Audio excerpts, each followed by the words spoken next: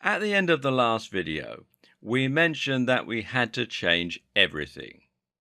Now, that's a pretty tall order, but using the aforementioned Kaizen approach, we should see it's relatively possible to gradually introduce change that starts small and eventually becomes all-encompassing. But before we go on, perhaps I should explain what I mean by change everything. Why do you need to change everything if all you want to do is get a little more energy? Let's take a look at one example and use that as a microcosmic example of why it doesn't work to try and change one aspect of your health and lifestyle in a vacuum. If you're like an awful lot of people, then at some point you've probably tried to get into better shape. That might mean you joined a gym, or perhaps you paid for a training program to get ridden for you. And if you're like an awful lot of people, you may have failed to stick at the training program or to see the results you wanted. Now, why is that? Probably it comes down to the simple fact that the training program was too ambitious. Very often, a training program will involve working out 3, 4, or 5 times a week at a gym. As a standard rule, workouts will be somewhere between 40 to 60 minutes. So that's immediately 4 to 5 hours of extra time that you need to take away from your current working week. Then there's the fact that you need to travel to and from the gym. And this can take anything from 10 minutes each way to 30 minutes. Then there's showering, and then there's the amount of extra washing you create and the fact that you need to pack for the gym. So what you're really doing is taking about 10 hours out of your working week. That's huge. And more to the point, these are 10 exhausting hours. And that's before we've even considered the amount of work we're expected to do in the kitchen. We're supposed to be transforming our diets to be low calorie, meaning low energy, and we're supposed to shop for the food, cook the food, wash up afterwards. You know how it goes. And it's all stressful too. Cooking can be stressful, and so can spending all that extra money on the gym, the food, on the gas. It's just too much. Then there's a good chance that the very reason you're not exercising and getting enough activity right now is because you're too tired half the time. This is why so many of us let ourselves get into bad shape to begin with, and it's why we turn to junk food, and it's why we struggle to stick to new goals. In short, we're already doing as much as we can. So again, the problem here is energy. Energy management is more important than time management by far when it comes to exercise, so you really need to focus on getting more of that. So next, let's look at what's sapping energy in your life.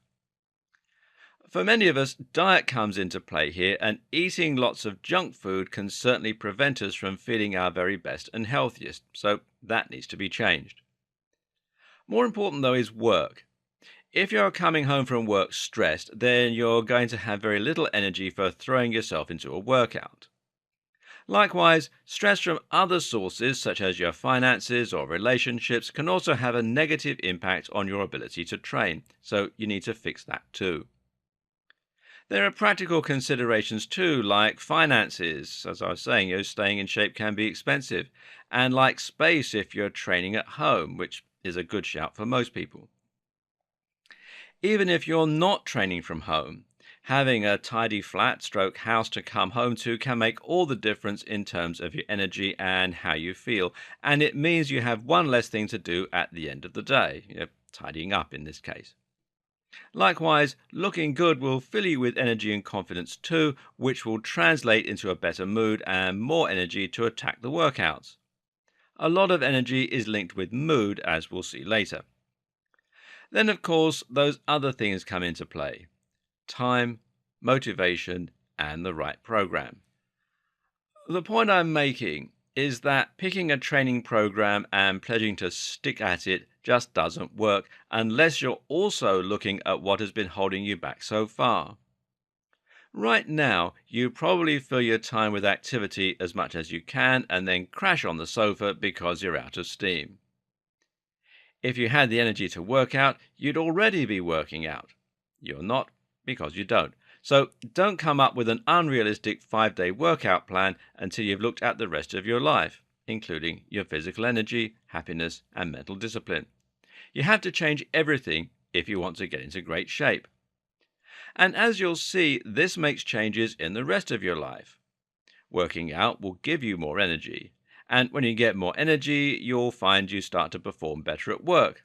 This will be helped by the fact that you now look and feel more confident and attractive filling out that suit or pencil skirt with a more toned physique. Working less means you have more energy to train. Training means you have more energy to do better at work. And these kinds of two-way relationships exist throughout your entire lifestyle. Your lifestyle is self-sustaining, and everything you do is supporting that lifestyle and making it harder for you to change. So, where can you possibly start? As mentioned, one of the key things to think about is energy management and planning. Just knowing that you have a finite amount of energy throughout the day and making decisions on that basis. And this brings us to our first super important tip. If you're going to introduce something big into your life, then you need to remove something else. This sounds like a big deal, and many of us will be resistant to it at first, but it's also true.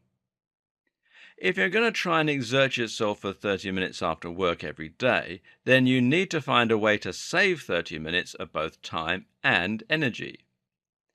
Getting up 30 minutes earlier will give you more time, but perhaps going to bed 1 hour earlier the night before can give you some more of the energy. Or perhaps you just make the decision to save energy by going out a little less. If you have a weekly pub trip, then consider cutting that out, especially as alcohol will sap your energy in the long term. If you have a very busy social calendar, perhaps consider seeing one friend less. Now, that sounds harsh, but life is all about making tough decisions. Or maybe you'd rather cut out one of your more tiring hobbies or extracurricular activities. Again, it's hard and it seems cold, but the simple fact of the matter is that every action needs an equal and opposite reaction. You can't pull extra time out of thin air. But that's what's going to bring us to our next video and a somewhat more appealing sounding alternative. Finding lots of little ways to save more time and energy throughout the day. This is where the concept of Kaizen comes in. If you can save a little energy on the way to work, save a little energy in the morning, save a little energy doing the dishes, well, you might just have a bit more to spend doing the things you love and the things that are important to you.